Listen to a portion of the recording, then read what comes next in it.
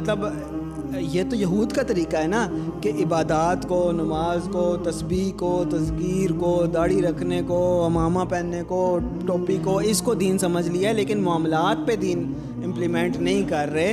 ये गलत है, ये गलत है। दीनदार, ये दजल, इसी को तो मैं दजल कह रहा हूँ कि दीनदार लोग भी जो अपरेंटली उसको हमने दीन समझ लिया, ये नहीं है दीनदार लोग। समझें इस बात को, ये मैं समझाना चाह रहा हूँ कि ये दीनदारी नहीं है।